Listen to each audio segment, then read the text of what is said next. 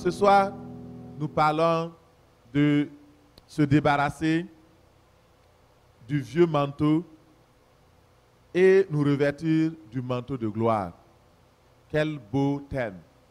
Se débarrasser du vieux manteau. Cela signifie que nous pouvons, sans le savoir, porter un manteau de malheur, un manteau de pauvreté, un manteau de honte, un manteau de péché.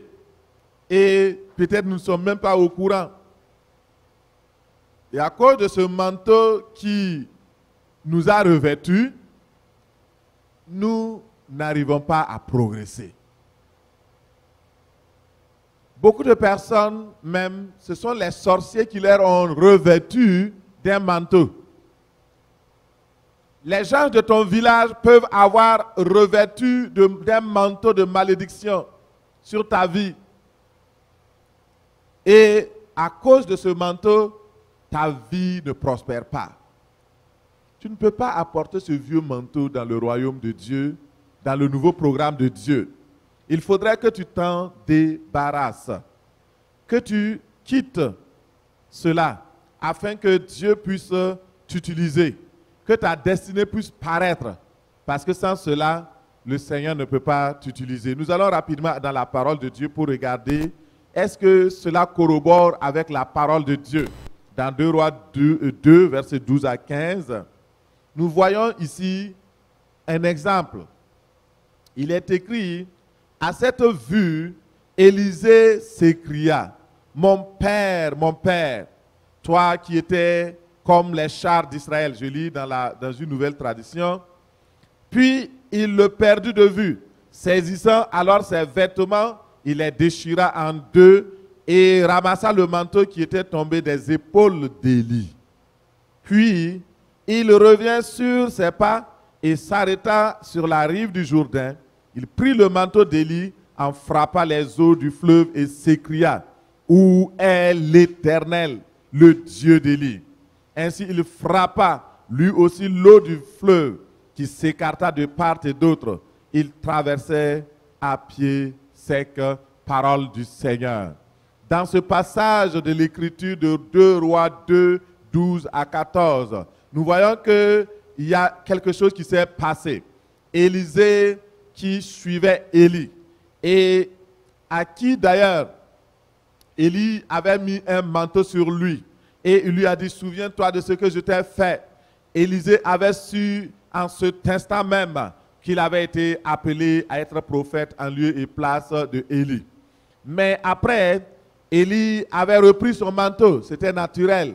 Il ne lui avait pas donné le manteau, il lui avait donné un signe pour montrer qu'il avait été élu, qu'il était destiné, qu'il avait été choisi par Dieu. Mais après, avant, pour trouver un manteau, ce n'était pas simple. Et quand vous avez un manteau, c'est pour plusieurs années.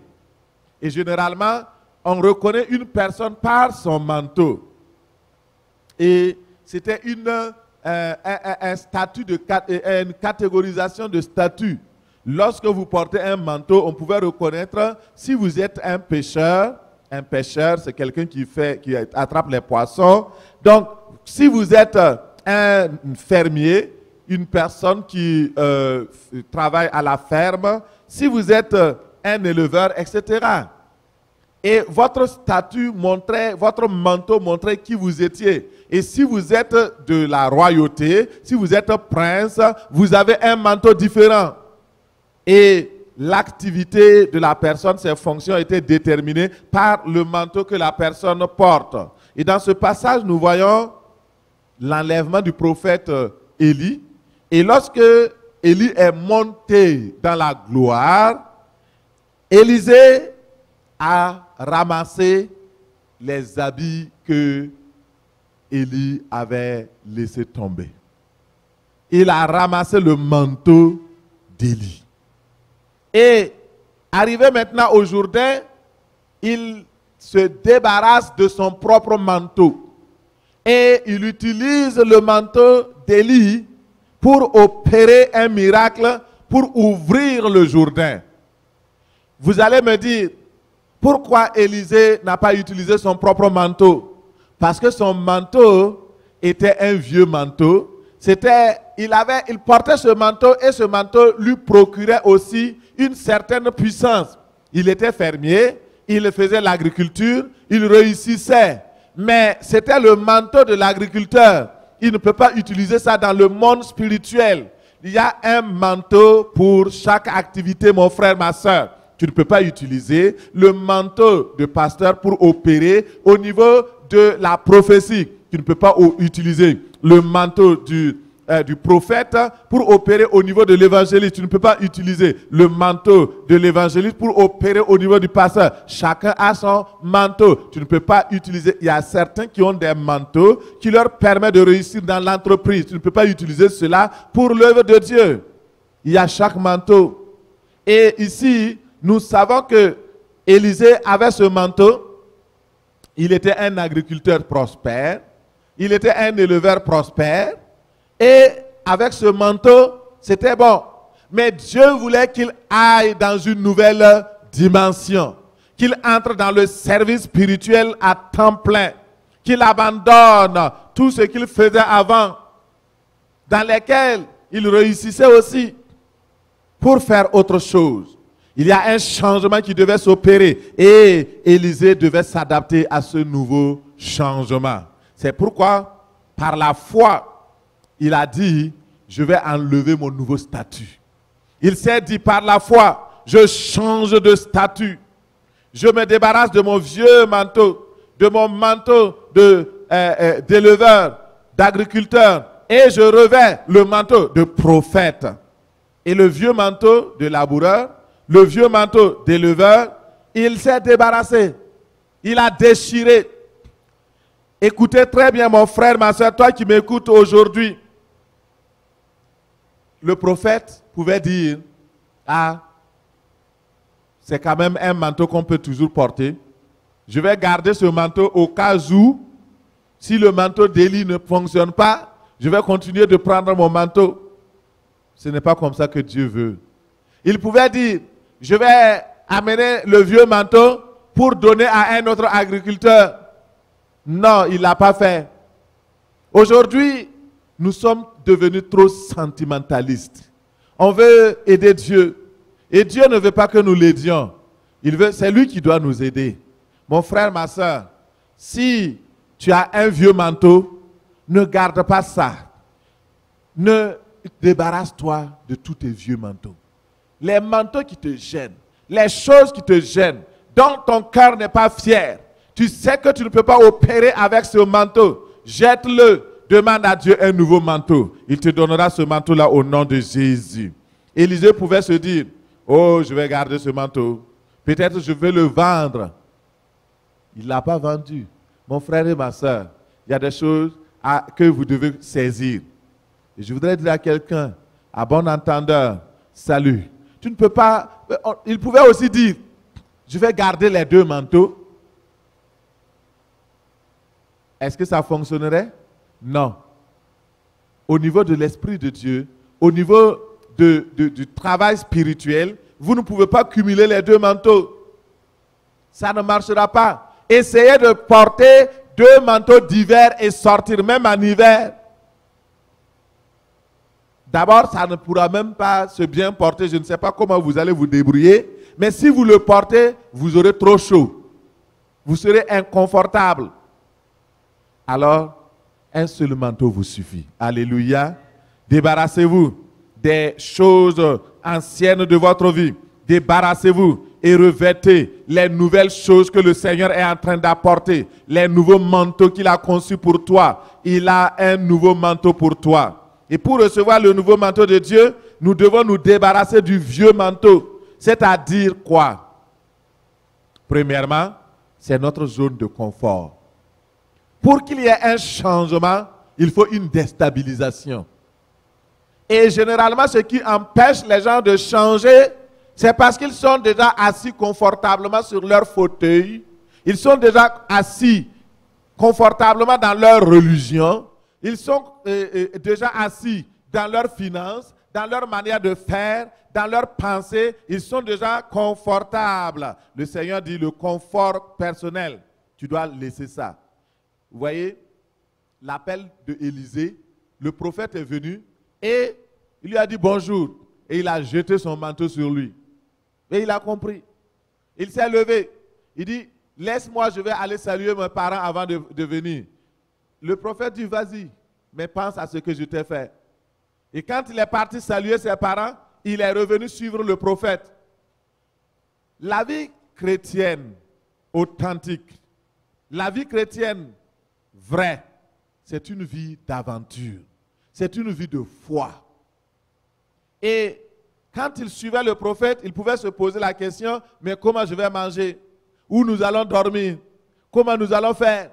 Est-ce que tu as une maison? Est-ce que tu as une maison où il y a un bon lit? Est-ce que tu as une maison où on peut bien manger? Ou bien on va dormir à l'hôtel? Non. Il n'a pas posé cette question. Il savait que l'appel, là où Dieu le veut, il doit aller là-bas. Et il devait partir de village en village, de ville en ville.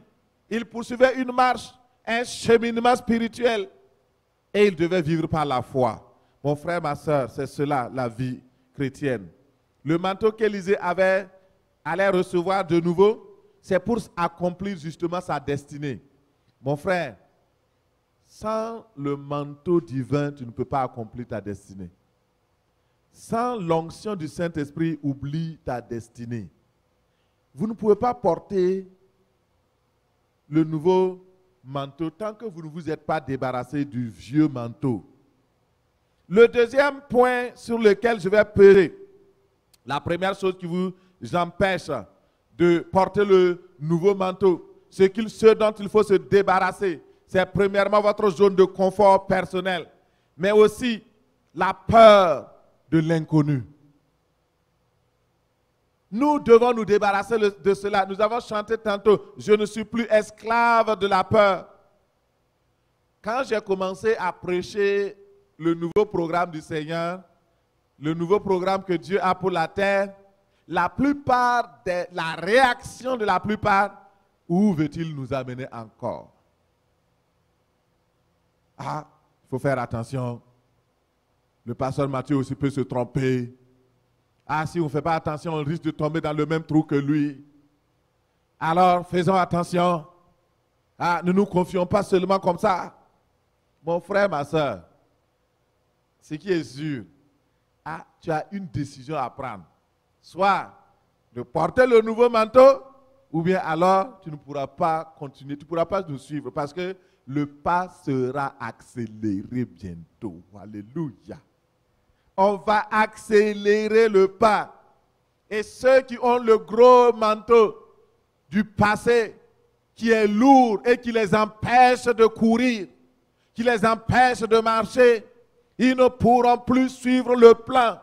Et malheur, parce que vous allez simplement être retardé. Si vous vous rendez compte par la suite et puis vous vous débarrassez, vous pourrez venir. Mais c'est mieux encore. Les premiers sont toujours les mieux servis. Alléluia. C'est une aventure. La peur de l'inconnu. Beaucoup. Et puis, troisième point très important, c'est notre sécurité. Les gens ont peur. Ma sécurité.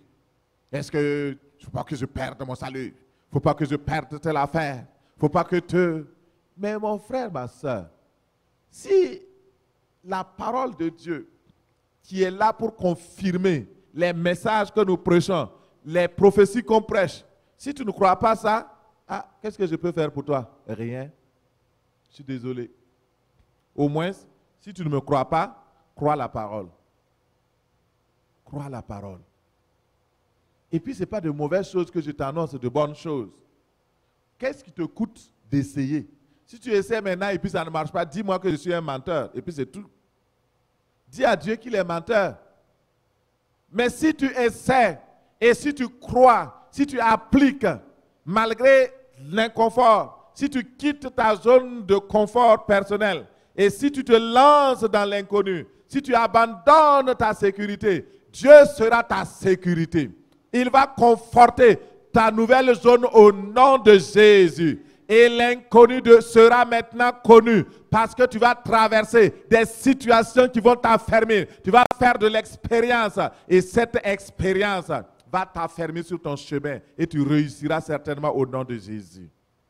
Nous avons un autre exemple rapidement avant de commencer à prier. Il y a le cas de Bartimée. Avant même le cas de Bartimée, je crois que nous allons nous arrêter pour prier. Mon frère, ma soeur, on va prier. Tu vas te lever de là où tu es. Tu vas dire merci au Seigneur pour l'exemple de Élie qui te parle avec Élisée.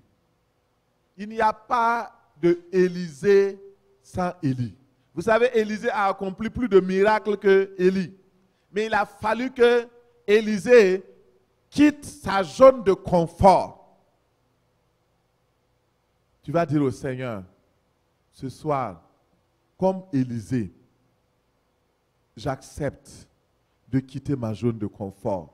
J'accepte de te suivre sur le chemin de la foi. J'accepte de te suivre sur le chemin du nouveau programme. Au nom de Jésus, nous prions. Dans le nom de Jésus-Christ de Nazareth, Seigneur, c'est une preuve de foi. Une preuve de foi que tu soumets à ton église. Une preuve de foi que tu soumets à tes enfants. Mais Seigneur, comme Élisée suivait Élie. Il ne savait pas comment ça allait se passer. Oh Seigneur, je prie, je demande, Seigneur, je veux me débarrasser de mon vieux manteau qui est ma zone de confort. J'accepte de quitter ma zone de confort au nom de Jésus. Merci Seigneur, au nom de Jésus, nous avons prié. Amen. Peut-être que tu te sens incapable de quitter ta zone de confort parce que tu t'es assis pendant longtemps confortablement. Tu vas demander l'aide de Dieu. Et par la foi, tu vas dire, je brise cette zone de confort-là. Seigneur, aide-moi à quitter. Éjecte-moi de ma zone de confort afin que je me dirige dans ton chemin au nom de Jésus. Prie maintenant dans le nom de Jésus. Éternel Dieu des armées, je demande ta grâce. Oh, je te demande de m'aider à quitter ma zone de confort en ce soir. Aide-moi, éjecte-moi de ma zone de confort dans les positions dans lesquelles je me suis rendu confortable. Je refuse cela au nom de Jésus. Je refuse cela dans le nom de Jésus. Éternel Dieu des armées, oh, viens à notre secours. Manifeste ta grâce dans le nom de Jésus. Nous avons prié. Amen. Et je disais tantôt, quand on parle de zone de confort, il faut mettre des mots sur cela. Ça peut être simplement dans tes pensées. Tes pensées ne sont pas renouvelées. Tu as les vieilles pensées de 1900 Y. Et ça ne te permet pas d'évoluer. Ça peut être simplement la religion. Une attitude religieuse. Ah, quand on prie, on doit faire comme ça. Pasteur Mathieu, quand tu pries là, tu bouges trop, tu gesticules. Il y a des gens qui ont quitté l'église ici, entre autres parce qu'il y a certaines personnes qui priaient et puis qui balançaient les mains. Alléluia. Quitte ta zone de confort. Qu'est-ce qui montre que ce que toi tu fais là, c'est ce qui est bien? C'est ça. Pose-toi la question. C'est ça. Pourquoi tu crois que c'est ce que tu fais là qui est bien? Pourquoi tu ne te réfléchis pas pour dire, mais comme moi, j'ai toujours prié comme ça, la bouche fermée, ça n'a jamais marché. Ouvre maintenant la bouche. Tu as prié, tu n'as pas gesticulé, tu dormais, tu somnolais. Ta prière n'est pas sonnée. Maintenant, tu sais que le diable, si tu pouvais même le boxer, tu allais le faire, oui ou non? Alors, sois violent. Tu as essayé la douceur avec le diable, ça n'a pas marché. Essaie maintenant la violence, vois. C'est ça. Alors, mon frère, ma soeur, c'est très important. Ta zone de confort. Ta zone de confort. Il y a beaucoup qui disent, ah non, nous sommes habitués à ça. Ah non. J'ai vu une personne la dernière fois et elle me dit, comme j'ai retrouvé l'église de notre pays ici, je ne pouvais plus venir dans votre église. J'ai retrouvé l'église, je suis confortable là-bas. Là-bas, on chante le moré, On chante le, je ne sais pas, le bambana, on chante le baoulé, on chante le lingala. On chante, non, là-bas, non, il n'y a pas de culte en français. On parle un peu le français et puis le ceci. Mon frère, ma soeur, ta zone de confort, il faut quitter cette zone de confort-là. Alléluia. Alléluia. Merci Seigneur. Quitte ta zone de confort. Nous allons prier, Seigneur, aide-moi à me débarrasser de toute zone de confort dans lesquelles je me suis assis confortablement. Si c'est la religion, si c'est les mauvaises manières de penser, si c'est les choses de ce monde, aide-moi à me débarrasser de toute zone de confort. Au nom de Jésus, dans le nom de Jésus de Nazareth, je demande ta grâce. Aide-moi à me débarrasser de toute zone de confort dans lesquelles je me suis conforté, dans lesquelles je me suis assis et je n'ai pas bougé. Jusqu'à présent, je me suis contenté des vieilles affaires. Aide-moi à me débarrasser dans le nom de Jésus. Merci Seigneur. La peur de l'inconnu. Dis au Seigneur, délivre-moi de la peur. Délivre-moi de toute peur de l'inconnu. Délivre-moi de toute frayeur de l'inconnu. Il y a des gens, dès que c'est nouveau, oh, faites attention, dans la Bible, il est dit qu'il y a des nouvelles choses qui vont arriver, mon ami. Et puis il y a quoi? Ah, faites attention. Vous savez, je vais vous dire la vérité. Il y a des pasteurs qui ont prêché contre la télévision. Je connais toute une église, des congrégations entières, où c'est interdit aux croyants d'avoir une télé. Parce que la télé, c'est les œuvres de la chair, c'est les œuvres du diable. Maintenant qu'ils sont confinés, ils louent des chaînes de télé pour prêcher, pour que leurs disciples suivent là-bas. Ils sont en retard. Ils sont en retard. Aujourd'hui, maintenant, c'est eux qui disent qu'il faut payer la télé. J'entendais un pasteur qui appelait la télé Diable Vision. Aujourd'hui, peut-être même qu'il en a 5 dans sa maison. Faites attention. Les nouvelles choses qui viennent discernant. On n'a pas dit de tout prendre. Mais quand vous savez que la révélation ne vient pas d'un escroc, de quelqu'un qui veut vous tromper, croyez. Parce que sinon, vous serez en retard. Par la suite, les gens continuent de progresser et vous allez rester en arrière. Quand l'Internet est sorti, les gens ont commencé, ah, ça c'est l'instrument du diable. Non, non, non, non, connecter le monde ensemble, faire ceci. Aujourd'hui, s'il n'y avait pas Internet, confinement là, après le confinement, vous ne verrez même plus quelqu'un dans les églises. Déjà, même avec ça, on maintient la foi des gens, mais, mon ami, on ne sait même pas à la sortie, là, c'est quoi qui va se passer. C'est sûr que dans cette assemblée, personne ne se perdra au nom de Jésus. Sauf ceux qui sont déjà perdus. Au nom de Jésus. Mais mon frère, ma soeur, les gens ont peur. L'anxiété par rapport à la nouveauté. Prions et demandons au Seigneur, débarrasse-moi de toute peur de l'avenir, toute peur de l'inconnu, au nom de Jésus. Seigneur, mon Dieu, je demande ta grâce pour me débarrasser de toute peur. Je prie, Seigneur, pour ton peuple, toutes les personnes qui m'écoutent aujourd'hui. Seigneur, je prie, oh, je demande ta grâce. Garde-les dans ton amour, oh Seigneur, et préserve-les de toute peur, de toute anxiété, de la peur de l'inconnu. Délivre-les de la peur de l'inconnu. Délivre-les de la peur du lendemain. Délivre-les de la peur de l'inconnu. Au nom puissant de Jésus, je te prie. Alléluia. Merci Seigneur.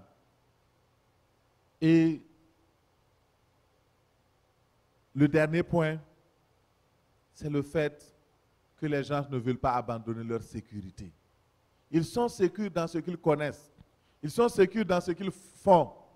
Ils ne veulent pas expérimenter de nouvelles choses. Quand on chante « Fais de nouvelles choses dans ma vie », le Seigneur vient avec un nouveau message. On dit « Voilà, les nouvelles choses maintenant. » Ah non, non, non. Moi, je pensais que ça allait être ça. Mais je ne voyais pas les choses de ce côté-là. Non, accepte. Vous voyez le cas de Naaman. Naaman a quitté son village, la Syrie. Quand il est arrivé en Israël, les choses qui se font en Syrie, ce n'est pas la même chose qu'on fait en Israël. En Syrie, quand on voulait soigner un malade, alors on faisait ce qu'on appelle la magie. Et on entoure la personne, on va danser, on va toucher la personne avec des herbes, on va souffler sur lui, on va mettre des choses. Et il arrive en Israël. Alors, le prophète dont il a tant entendu parler, une jeune fille évangéliste qui a raconté ce qui se fait en Israël. Et le prophète n'est même pas descendu. Il n'a même pas pris la peine de lui dire bonjour. Il a envoyé son serviteur. Et toi, c'est toi Naaman? Oui. Le Syrien? Oui. Écoute, le prophète a dit, va te laver dans le Jourdain et puis tu vas te plonger 7 fois. 7e fois là, tu vas être guéri. Là, il est fâché. Ça, c'est quelle nouveauté que vous apportez ici? Chez nous, en Syrie, les choses ne se font pas comme ça. Est-ce qu'il n'y a pas des eaux en Syrie pour que tu m'amènes m'humilier ici avec tous les caporaux et puis donc c'est la crue qui sont là en train de me regarder? Il l'appelle le recrue. Alors, ces recrues qui sont tous les nouveaux, alors tu veux me mettre la honte ici? Vous voyez, ça c'est la mentalité. Si nous n'avons pas la mentalité transformée, nous allons amener les vieux manteaux et on va vouloir opérer dans le nouveau programme de Dieu. Dieu voulait amener Naaman dans un nouveau programme, mais il ne comprenait pas. Que le Seigneur amène la compréhension au nom de Jésus. Prions et demandons au Seigneur, demande-lui que je ne sois pas un blocage à recevoir le nouveau manteau de Dieu. Père, je prie dans le nom de Jésus. Oh, je prie, je demande ta grâce.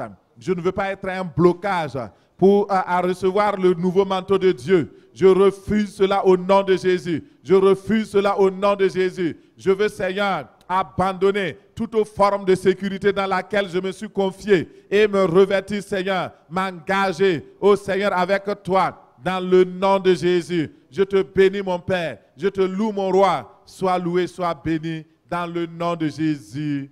Alléluia. Merci, Seigneur.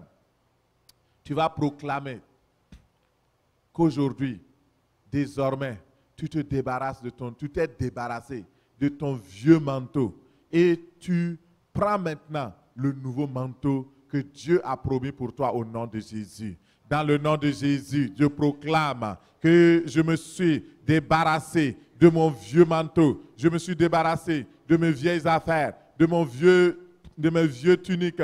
Et je me revêts maintenant, ô Seigneur, oui, de ton nouveau manteau que tu as préparé pour moi. Merci Seigneur, au nom de Jésus, nous avons prié.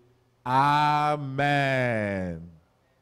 Fais de nouvelles choses dans ma vie, de nouvelles choses dans ma vie. Fais de nouvelles choses dans ma vie. Seigneur, oui Seigneur, fais de nouvelles choses dans ma vie, de nouvelles choses dans ma vie, fais de nouvelles choses dans ma vie. Seigneur, do something new. Do something new in my life, something new in my life. Do something new in my life. Oh Lord, oh my Lord, do something new in my life, something new. Something new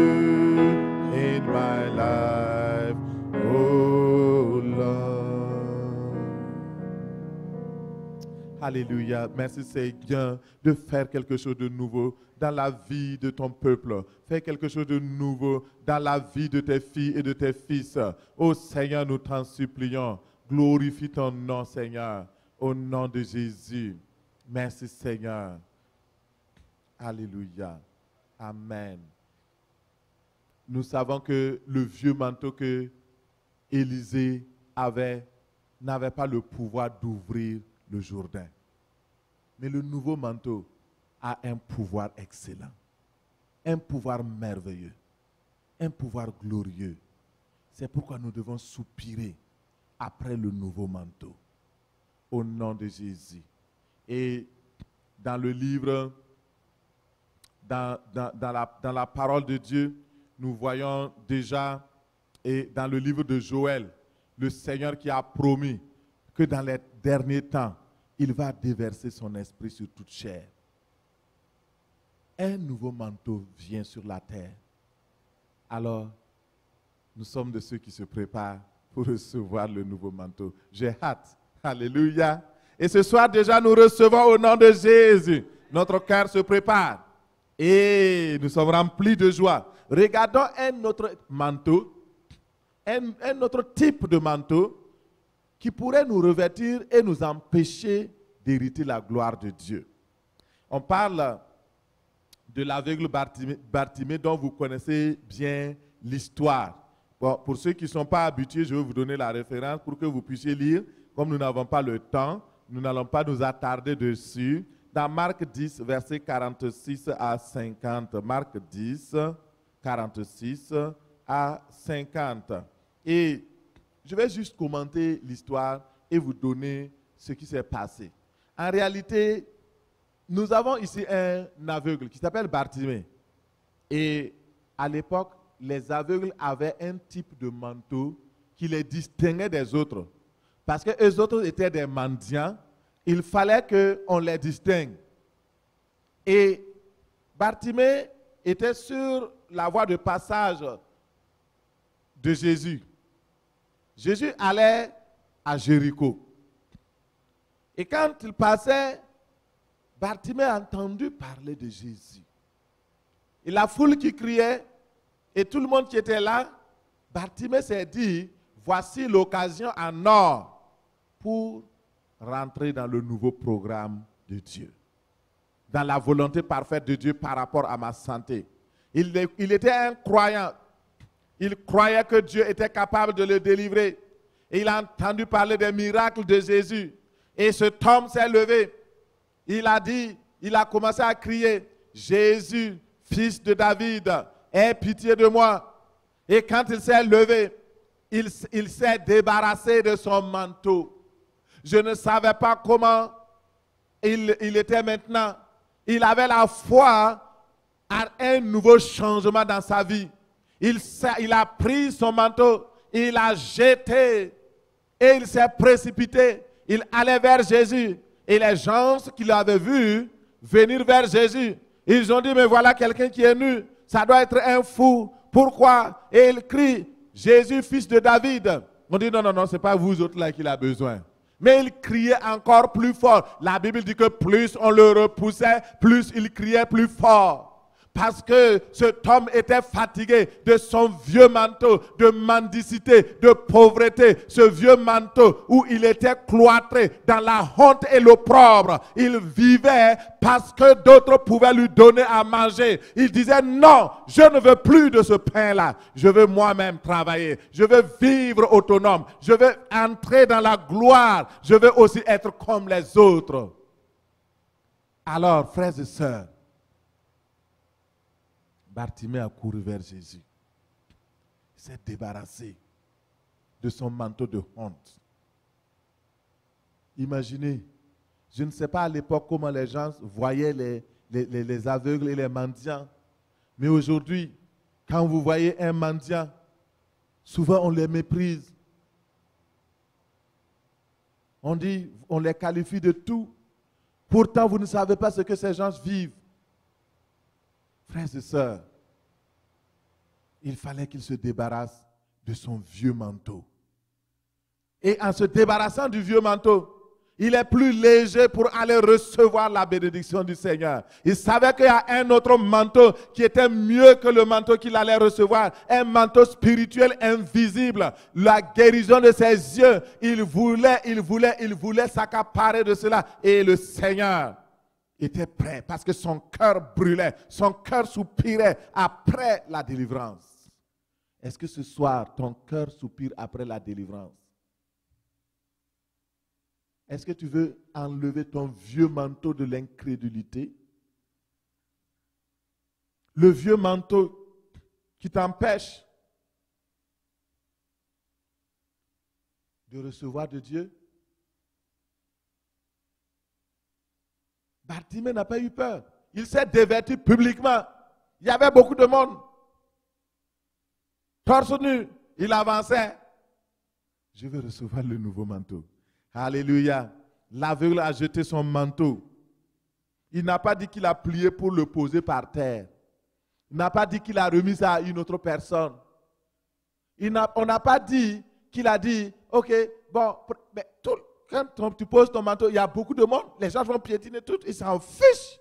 Il dit, mais je veux le nouveau manteau. Il faut soupirer. Mon frère, ma soeur,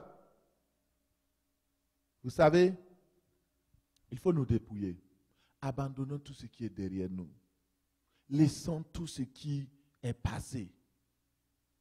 Et oublions tout à jamais. Courons vers Jésus, le détenteur du nouveau modèle, le détenteur du nouveau manteau. Ce manteau glorieux, ce manteau d'amour, ce manteau de puissance. Il faut débarrasser. Ce manteau-là, c'est un autre type de manteau.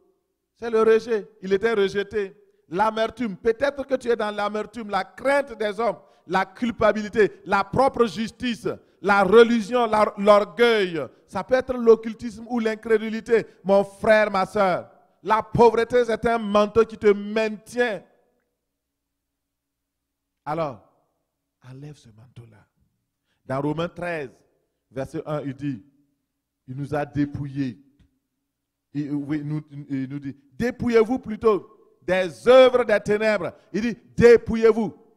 C'est un ordre, dépouillez-vous des œuvres des ténèbres, celles de nos péchés, mais aussi celles que nous héritions avec la nature adamique par rapport à nos parents. Nous devons nous dépouiller. Et dans Apocalypse 3, verset 18, Jésus dit, venez à moi, achetez des vêtements blancs, afin que tu sois vêtu et que ta honte et ta nudité ne paraissent pas. Il dit, venez acheter. Pourquoi il dit acheter? Parce que ce sont les violents qui s'en emparent. Il faut se débarrasser d'abord. Ce n'est pas acheter avec de l'argent, mais avec la violence de la foi, avec la violence de la prière, avec la violence de la consécration. Tu dis, Seigneur, j'abandonne mon vieux manteau. Alléluia. Et puis les manteaux. Regardez, par exemple, on peut dire, oh, pour l'aveugle, c'est plus facile de se débarrasser. Mais regardez le manteau d'Élisée. Peut-être qu'il a payé même plus cher que le manteau d'Élie. C'est difficile de s'en débarrasser. Souvent, on ne se rend pas compte que c'est difficile de se débarrasser de notre vieille nature, de notre vieux caractère, le caractère de la méchanceté, le caractère des critiques et des diffamations, le caractère de la bouderie, le caractère de la jalousie, le caractère mauvais par lequel nous fatiguons les gens autour de nous. Il faut se débarrasser. Jésus dit, venez acheter des manteaux blancs, des manteaux nouveaux, des manteaux pour vous couvrir afin que votre honte disparaisse. Dans Apocalypse 16, verset 15, il dit, heureux celui qui veille et qui garde ses vêtements, afin qu'il ne marche pas nu, qu'on ne voit pas sa nudité. Même si tu l'as déjà acquis, il faut le garder précieusement. Quelqu'un pourrait même voler ça. Mon frère, ma soeur, c'est tellement important ce soir. Dans 1 Samuel 18, verset 4, il dit, il enleva son manteau et le donna à David. Il lui offrit aussi son équipement et jusqu'à son épée, son arc et son ceinturon. Nous reviendrons ici, mais nous allons d'abord prier. Mon frère, ma soeur, lève-toi là où tu es. Nous sommes à la moitié. Nous allons prier ce soir. On va vraiment prier. Mon frère, lève-toi là où tu es. Il y a un manteau dont tu dois te débarrasser. C'est le manteau de la honte. C'est le manteau de la critique. Le manteau de la diffamation, de la pauvreté. Le manteau de la jalousie. Le manteau de l'incrédulité. Le manteau dont tu n'es pas fier. Alors tu vas dire, Seigneur, mon caractère c'est un manteau qui me suit. Je veux me dévêtir, mais il est toujours là, Seigneur, au nom de Jésus, au pied de la croix, je dépose ce soir. Prie au nom de Jésus. Dans le nom de Jésus de Nazareth, je viens prier avec ton peuple. Je viens demander ta grâce, Seigneur. En ce soir, en cette soirée de grâce, en cette soirée de délivrance, je viens te demander la grâce pour le manteau de l'incrédulité. Seigneur, ôte tout manteau de l'incrédulité dans le cœur des hommes et des femmes. Que le manteau de l'incrédulité tombe. Le manteau des chaînes, de la dépression, de la dépendance. Le manteau de la dépendance sexuelle. Le manteau de la dépendance de la cigarette, le manteau de la dépendance de la drogue, le manteau de la jalousie, le manteau des critiques. Maintenant, dans le nom de Jésus, soyez déchirés. Je brise, je déchire les manteaux sataniques, les manteaux de l'oppression, les manteaux de la pauvreté, les manteaux du mensonge, les manteaux de la honte, les manteaux de la mendicité. Dans le nom de Jésus, oh, je déchire, je déchire, je déchire, je déchire, je déchire dans la vie de mon épouse, dans la vie de mes enfants, dans la vie de tes enfants. Seigneur, je prie que tout manteau soit maintenant déchiré. Déchiré, le vieux manteau du vol, le vieux manteau de la jalousie, des critiques. Maintenant, soyez déchirés, soyez totalement déchirés. Nous les brûlons maintenant au feu. Au nom de Jésus, je me débarrasse de tout vieux manteau,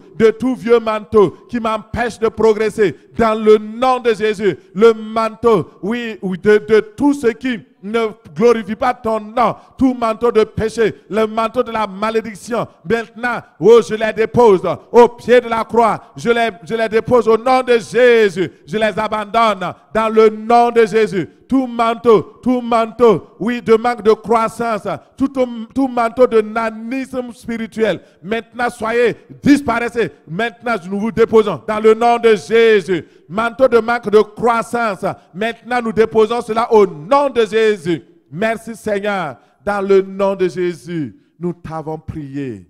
Alléluia. Merci Seigneur. Peut-être que pour toi, c'est un manteau de défaite. Tu n'as pas le succès. Dans ta famille, les choses espérées ne marchent pas. C'est un manteau. Peut-être que ce sont les sorciers qui t'ont revêtu d'un manteau, de sorte que ta vie de prière ne fonctionne pas.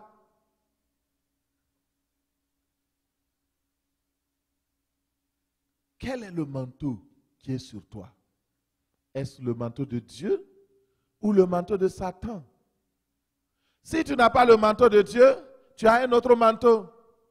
Et peut-être que tu as le manteau de Dieu, mais Dieu veut te revêtir d'un nouveau manteau pour une nouvelle destinée. Comme c'est le cas de avec Élisée. Élisée était déjà dans le plan de Dieu. Il prospérait dans ce qu'il faisait. Il était un entrepreneur. Mais Dieu est venu le prendre dans l'entrepreneuriat pour qu'il fasse les choses spirituelles.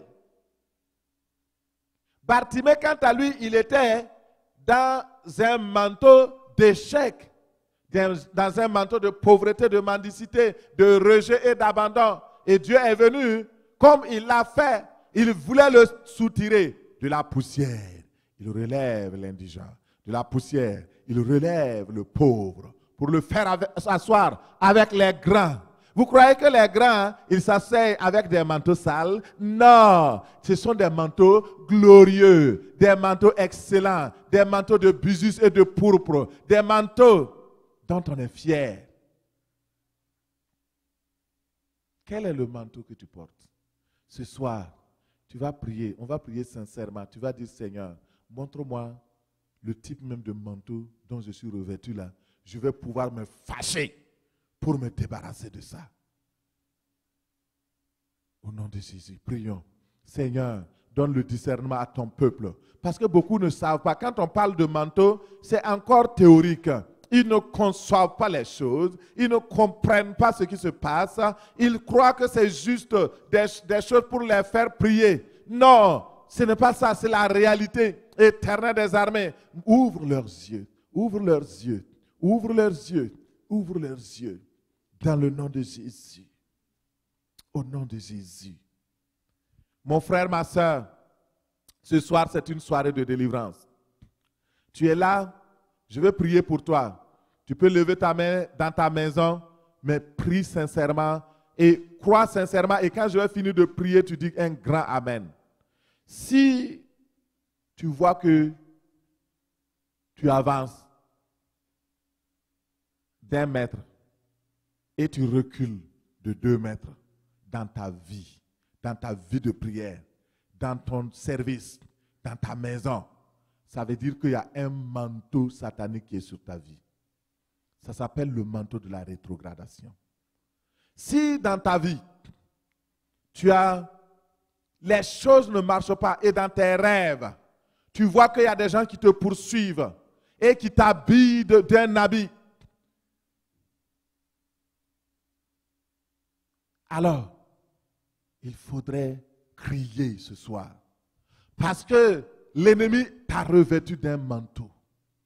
Et ce manteau-là, ça peut être un manteau de mort. Ça peut être un manteau de dépendance. Ça peut être un manteau de pauvreté pour te ruiner spirituellement, moralement. Ce soir, si tu es concerné par le nom de Jésus, je vais prier. Tu vas être délivré maintenant dans le nom de Jésus. Simplement lève tes mains vers le Seigneur et je prie dans le nom de Jésus-Christ de Nazareth.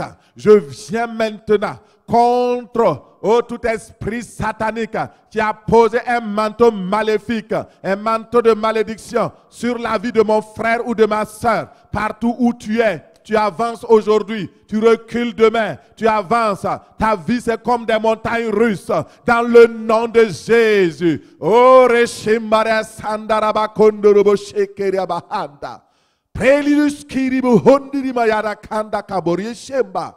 Riketolomo Rimanas Kaida Papandaraza Sondo. Lekereboro Shairiba Mana Sandaraba Kondorobo Sheya. Dans le nom de Jésus, je revais maintenant ce manteau satanique de malédiction. J'enlève ce manteau-là par le nom de Jésus. Partout où tu es, que ce manteau soit déchiré. Que ce manteau soit déchiré. Je le déchire en esprit. Je le déchire en esprit. Je le déchire en esprit. Au nom de Jésus, reçois ta pleine liberté. Dans le nom de Jésus, reçois ta pleine liberté. Dans le nom de Jésus, reçois ta pleine liberté. Au nom puissant de Jésus. Lève-toi et progresse. Lève-toi et prospère. Lève-toi maintenant. De la poussière, tu es retiré. De la poussière, maintenant, tu montes. De la poussière, tu es assis avec les grands. Avec les grands du peuple de Dieu. Oh, et tu es couronné d'une couronne de gloire. Une couronne de gloire. Un manteau de gloire est sur ta vie maintenant. Un manteau de gloire. Un manteau de gloire. Au nom de Jésus. Reçois, reçois, reçois, reçois cela maintenant. Dans le nom puissant de Jésus.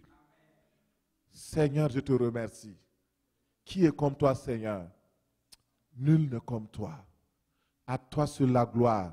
Lève tes mains et rends grâce à Dieu pour la délivrance. Lève tes mains et dis merci au Seigneur. Dis-lui merci parce que tu as été délivré. Tu as reçu la délivrance. Désormais, tu ne feras plus comme les montagnes russes. Tu n'iras pas 2 kilomètres pour retourner à 4 kilomètres ou 5 kilomètres. Non, tu progresseras normalement. Tu feras des bonds en avant par le Saint-Esprit de Dieu. Au nom de Jésus, dans tes affaires, tu feras des bonds en avant. Dans tes projets, tu feras des bonds en avant. Dans ta famille, tu feras des bonds en avant. Crois seulement et tu verras la gloire de Dieu en ce soir.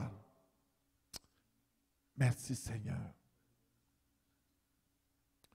Je te dis que si tu crois, tu verras la gloire de Dieu. Je te dis que si tu crois, tu verras la gloire de Dieu. Tu verras la gloire de Dieu dans ta vie. Tu verras la gloire de Dieu. Je te dis que si tu crois, tu verras la gloire de Dieu. Je te dis que si tu crois, tu verras la gloire de Dieu. Tu verras la gloire de Dieu. Tu verras la gloire dans ta famille. Tu verras dans tes projets. Tu verras. Je te dis que si tu crois, tu verras la gloire de Dieu.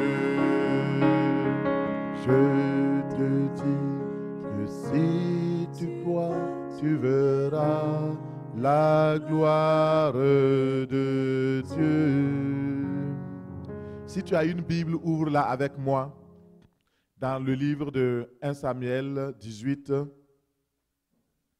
Nous voyons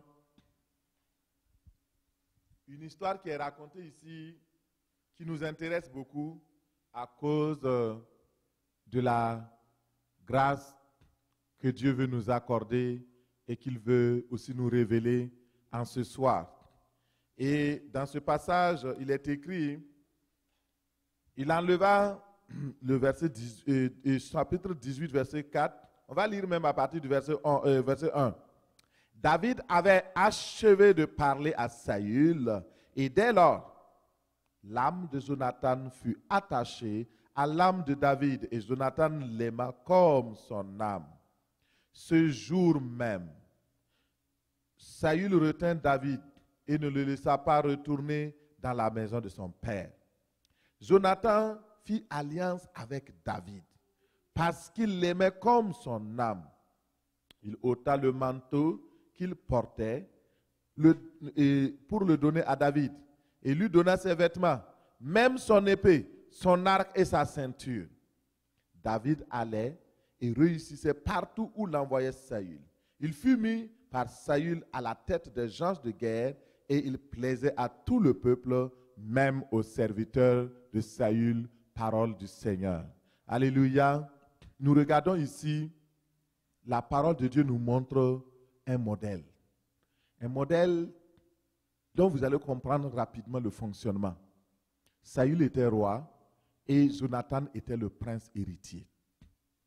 Et Saül, on peut le mettre comme l'image de Dieu, le roi des rois, et Jésus le prince de paix. Jésus le prince de paix, qui est l'image de Jonathan. Et Jonathan avait un ami qui s'appelle David. Il l'aimait comme son âme. Et il s'est dépouillé. Il a pris son manteau pour donner à David. Vous voyez pourquoi David est devenu roi? C'est parce qu'il a hérité du manteau de la royauté que le prince héritier lui a donné. Si nous transposons cela dans notre cas aujourd'hui, dans le plan spirituel, qu'est-ce que cela veut dire? Jésus, notre roi, a reçu tout pouvoir du Père. Et aujourd'hui, il fait une alliance avec nous. Et il dit, comme je t'aime, mon cher ami, comme je t'aime, ma chère amie, alors je te donne non seulement mon manteau, je te donne aussi mon épée, je te donne aussi mon arc, je te donne aussi mes habits, je te donne tout. Alléluia. Et Puisque si tu t'es débarrassé de ton vieux manteau, tu peux maintenant hériter le nouveau manteau. Le manteau de gloire. Et ce n'était pas un manteau de n'importe qui. C'est le manteau du prince. Et les princes à l'époque avaient des manteaux avec plusieurs couleurs. Et d'après ce qu'on dit, c'était 9 couleurs. Pas 7. 9 couleurs. Et les 9 couleurs nous rappellent les 9 dons du Saint-Esprit. 9 couleurs. Et ce sont ces 9 couleurs dont Jonathan s'est débarrassé. Il a donné à David. Il lui a donné son épée. Il lui a donné sa lance. Il lui a donné tout. Et le Christ est mort. Il nous a légué. Il nous a donné sa force, sa puissance. Il nous a donné son onction. Il nous a donné son manteau. Et aujourd'hui, nous devons accepter et dire, je veux simplement, ce manteau dont tu portes déjà, c'est bien. Mais je veux le renouveler. Je veux faire de sorte qu'il soit encore plus glorieux, plus magnifique, plus majestueux. C'est ce que Dieu veut faire avec nous. Et ce soir, est-ce que nous pouvons simplement accepter cela? Le Seigneur nous a appelés des ténèbres à son admirable lumière. Et il nous a donné pour notre destinée, pour que nous puissions accomplir notre destinée, il nous faut un nouveau manteau. C'est un manteau de succès, un manteau de sainteté, un manteau de pureté, un manteau de gloire, de magnificence, pour accomplir l'œuvre à laquelle il nous a appelés.